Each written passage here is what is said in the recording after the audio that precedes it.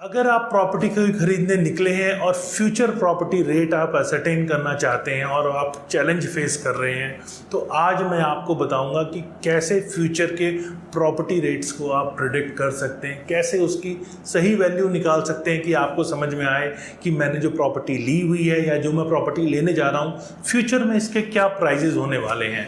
नमस्कार, मैं हूँ Pradeep Mishra, the property Mishra show में आपका स्वागत है। यहाँ हम आपको प्रॉपर्टी और प्रॉपर्टी मार्केट की हकीकत बताते हैं क्योंकि ये आपकी सीधी जेब पे असर करने वाला है। इसीलिए नो बकवास, डायरेक्ट काम की बात, सीधा मुद्दे पे आते हैं कि कैसे आप फ्यूचर में प्रॉपर्टी के रेट असरटेन कर सकते हैं। सबसे पहले आपको मार्केट रिसर्च करनी है, मार्केट ट्रेंड को आपको समझने की ज़रूरत है कि यहाँ क्या करंट डिमांड है, क्या यहाँ फ्यूचर डिमांड है और किस टाइप के लोग यहाँ पे इंटरेस्ट ले रहे हैं, क्या हिस्टोरिकल डाटा है। ये आपको मार्केट ट्रेंड एनालाइज करके ही समझ में आएगा क्योंकि फ्लक्चुएशंस मार्केट में आती रहती हैं और फ्लक्चुएशंस किस तरह की हैं, उसका क्या ट्रेंड है, उसी से आपको फ्यूचर ट्रेंड के बारे में आइडिया लग सकता है।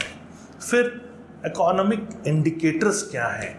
देखिए, सबसे पहले अभी इंटरेस्ट रेट क्या चल रहा है ये आपको समझना ज़रूरी है। इन्फ्लेशन क्या है, जीडीपी ग्रोथ क्या रेट चल रहा है, ये सब भी चीज़ें बहुत इंपॉर्टेंट हैं क्योंकि इससे भी फ्यूचर में क्या प्रॉपर्टी के रेट्स होने वाले हैं। अगर इकोनॉमी अच्छी साउंड कर रही होगी तो रेट्स अच्छे जाएंगे, अगर इंटरेस्ट रेट बहुत ऊपर चले गए तो लोगों को प्रॉपर्टी बाय करने में दिक्कत होगी, तो प्रॉपर्टी की मार्केट थोड़ी ऊपर नीचे हो सकती है। तो ये सब चीज़ें अगर आप लेने से पहले समझेंगे या आपने ले लिया है फ्यूचर की प्रॉपर्टी, कैसे प्राइजेस को एसरटेन किया जाए, उसके लिए ये इंपॉर्टेंट फैक्टर्स हैं, ये आपको ज़रूर ध्यान में रखना है। फिर इंफ्रास्ट्रक्चर डेवलपमेंट का क्या करंट स्टेटस है, किस टाइप के नए हाईवे, एयरपोर्ट और मेट्रो की लाइन यहाँ पर आ रही है, ये आपको रेगुलर मॉनिटर करना है क्योंकि इससे भी आपके फ्यूचर के प्राइजेस कितने होने वाले हैं इस पे डिपेंड करता है। तो नई डेवलपमेंट क्या है उससे आपकी प्रॉपर्टी डायरेक्ट इम्पैक्ट करती है, तो इससे भी आपको फ्यूचर के प्रॉपर्टी प्राइजेस असरटेन करने में आसानी होती है। फिर चौथा पॉइंट है पॉलिटिकल स्टेबिलिटी। कौन सी रूलिंग गवर्नमेंट है, सेंटर में कौन सी गवर्नमेंट है, स्टेट में कौन सी गवर्नमेंट है, दोनों का आपस में कोऑर्डिनेशन है या नहीं, और कौन सी पार्टी ज़्यादा इन्फ्लुएंशियल है उस एरिया में।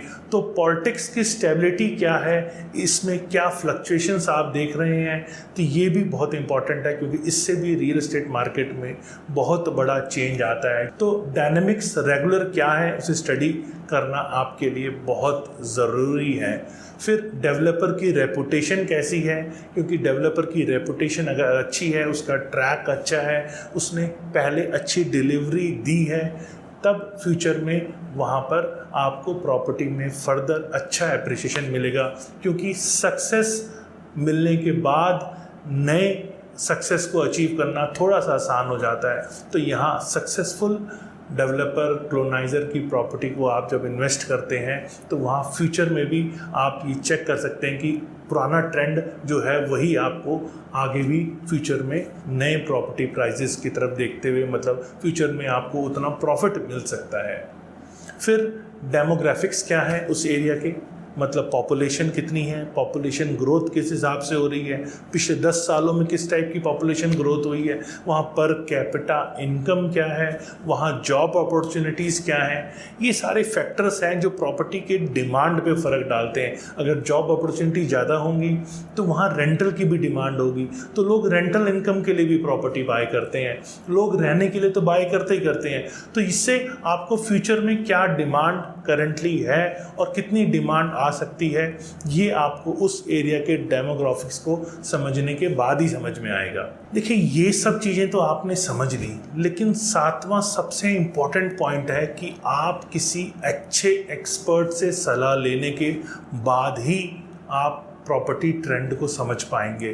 तो अच्छा कोई इन्वेस्टमेंट एडवाइज़र होगा जिससे उस एरिया की पूरी पहचान होगी, समझ होगा, उस एरिया के डेमोग्राफिक्स का पता होगा, लीगल एस्पेक्ट्स के बारे में उसको पता होगा, डेवलपर्स का ट्रैक उसको पता होगा, वही आपको अच्छी तरह से बता सकता है कि फ्यूचर में प्रॉपर्टी के प्राइजेस कितने जाएंगे और आपको इन्फॉर्म्ड डिसीजन लेने में आपकी वो हेल्प कर सकता है।